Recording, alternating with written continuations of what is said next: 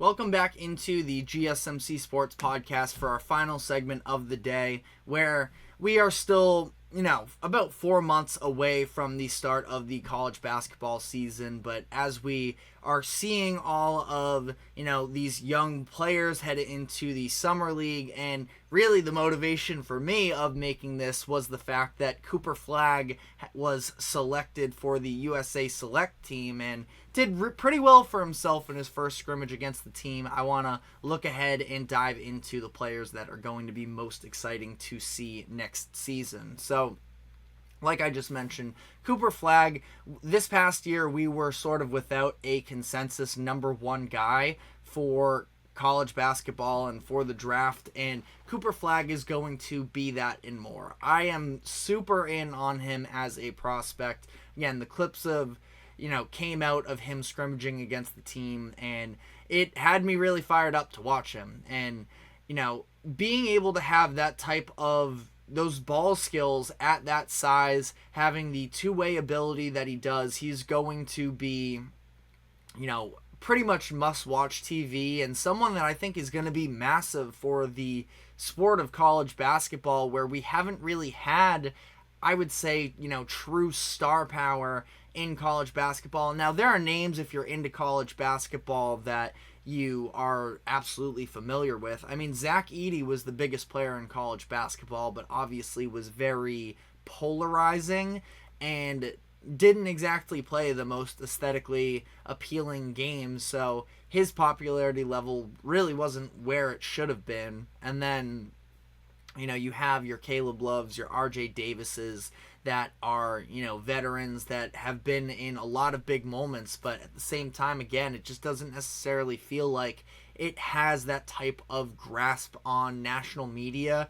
But you get this, 6'7", 6'8", point forward in Cooper Flagg that is, going to Duke University of all places. I think he's going to be, borderline must watch, and is going to try and help, ignite the excitement for, again, the casual audience in college basketball once again. There's the other player as well that they have. I'm totally going to mispronounce this, and I apologize from the jump here, but it's like Carmen Malach or something. Malach, again, I know I probably got that wrong, but somebody that I was recently put onto the radar for me. Interesting, because he is, viewed as the top prospect to ever come out of Africa's NBA Academy, which I think is its whole other kind of conversation to see if we start to have these success stories. And I love that it's going from the academy into college basketball as well, because I think it's just another way. I don't know. I'm all about the international growth of the game, and I think it's really cool that we're getting, a prospect that could very easily be a lottery pick next year to sort of come up in those academies. There's a couple that for the NBA. They have the one in Australia as well that a number of players graduated from. But getting to see this sort of in college is going to be really exciting for me.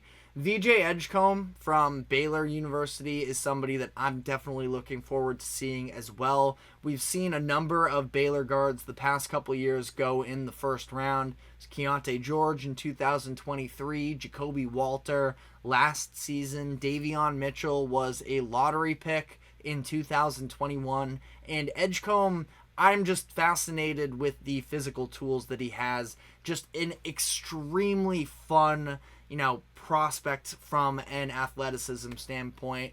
Very explosive. I'm curious to see, obviously there's going to have to be a consistency of shooting there.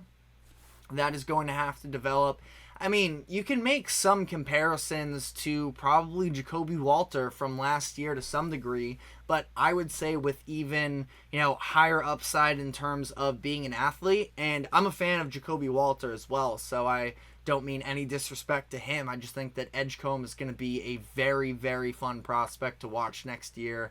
And, Scott Drew we'll see how we can help him out with that. Walter struggled a little bit to find that consistency, ended up falling to 19th in the draft, which I think is a pretty good value pick for the Raptors there, but we'll see. Liam McNeely, UConn lands another top 10 recruit to add to their, journey here of trying to pull off the improbable and winning 3 straight national championships. We have seen Hurley and UConn be able to put a few players in the lottery the past couple seasons as well. Of course, Stephon Castle and Donovan Clingan last year, both going in the top 7. 2023, it was Jordan Hawkins, who had a profile that was built off of being a sharpshooter, and I feel like that's probably a little bit of a similar role that McNeely is going to fall into at UConn this year as well, where they already sort of have on-ball guys and, lead scorers in place, but McNeely is going to be probably one of, if not the biggest X factor for UConn this upcoming season. And I would like to think as well, McNeely knows what he's getting himself into after watching Stephon Castle last year, who, similar to McNeely, was, one of the top prospects coming out of high school basketball, and understanding that you're stepping into a program in UConn that has very high expectations and that winning is prioritized above all else. And McNeely doesn't strike me as a scorer that is going to be selfish. I think he's going to fall into his role very well. And I think that, as long as the 3-point shot is there, which I have faith in, he is probably going to be a lottery pick in 2025 as well. And then last couple names I want to highlight here, at least from the freshman class, are Ace Bailey and Dylan Harper, the duo that is going to Rutgers, which, I want to see Rutgers sort of pop onto the scene here. They've been flirting around with, building up a little bit more of a reputation with getting some top prospects in the building. And, Ace Bailey in particular, who for a lot of people is seen as the number 2 prospect, only behind Cooper Flagg in next year's draft. But seeing the way that the two of them are able to put it together, Dylan Harper is someone that isn't quite as well known, but with his size and his shooting, I feel like that he kind of, and again, we're still very limited here in terms of the actual experience that we've seen in big moments, but I don't know, I could see him being a little bit of a similar college player, at least, to what Brandon Miller was at Alabama, and I'm looking to see whether or not he's able to capitalize there, because these are 2 recruits that are definitely in the conversation for, being top 10 NBA prospects for next year. And, as we talk this out, obviously we know that we're still a year away, but, just something to consider at least. And then I'll throw out a couple names here for some non-freshman players that are probably, I think considering how weak the 2024 class was in terms of freshman talent, we're probably not going to see too many upperclassmen sort of breaking onto the scene and competing with these younger players for the top spots in the NBA draft. But just a couple players here that I do want to highlight in terms of could they, turn some heads next year. Caleb Foster was a top 25 prospect last year for Duke, but he ended up having a stress fracture in his ankle that ended his season early in just February. And it was a limited sample size for Foster last year, but he shot 40% from 3 on 2.5 attempts per game. Again, something that probably going to have to see him have a bigger sample size in order to sort of, again, break out the same way with all of this new freshman talent that's coming in. But a name to keep in mind with as well, because especially if he can, take advantage of the opportunities alongside these 2 other star freshmen that are coming in, you can feel really good about the Duke core that they have in play. Kind of a personal favorite here is Baba Miller of Florida State. You look at a player who has the physical tools of someone who would be exactly what NBA franchises want. Crazy length with him with a 3-point shot. I was definitely disappointed. He was somebody that I was really high on coming into last season, and I saw the flashes, but the consistency wasn't necessarily there. But again, if you see him on a basketball court, he's definitely what NBA scouts want in a player, with the ability to play defense, have size, and extend his range out as well. Somebody to keep in mind with as well. And then last name here I'm going to throw out there is Aaron Bradshaw. Was a top 5 high school recruit going into Kentucky last year. He was dealing with injuries during training camp and during the first month of the season, and he just never really got consistent playing time. And Kentucky was, a collection of a lot of young players for the most part. And it was clear, obviously, with Calipari, too, knew that there was something weird going on between him and Kentucky and the way that, he's been one of the best recruiters of the past decade or so, but he was trying to lean a little bit more into the experienced players on the roster. I wouldn't say to protect his job necessarily, because, he was on a guaranteed contract that a buyout was necessary in order for,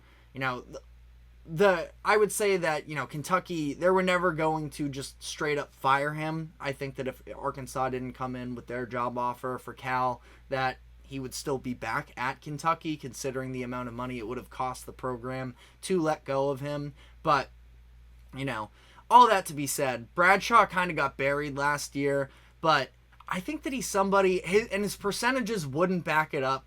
More of an eye test thing for me, but somebody that I do think is going to be able to, shoot the three from a 7-footer. Somebody that, again, I think his percentages were somewhere along 25%, so not very promising by any means. But, transferred to Ohio State this offseason, and, Ohio State trying to build up something new. Bradshaw could be a little bit of a focal point for that offense, for that organization.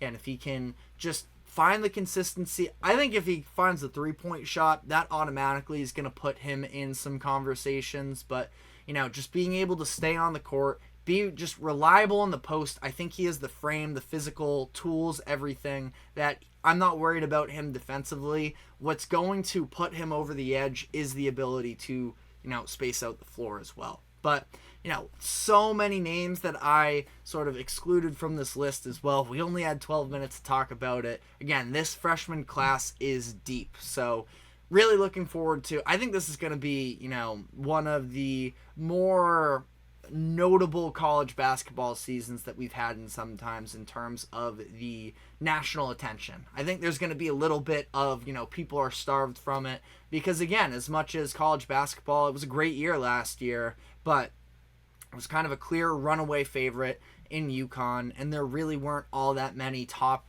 draft prospects that were popping off the screen for a lot of players, and I think that that's what we're going to get this year. But let me know who you're most excited to see next year in college basketball. That is all the time we have for the show today. Remember to like, follow, subscribe wherever you keep up with us. Check us out on social media as well for more exclusive short content. And we will be back tomorrow afternoon, same time as always, 2 o'clock p.m. Eastern. We will see you then. Take care.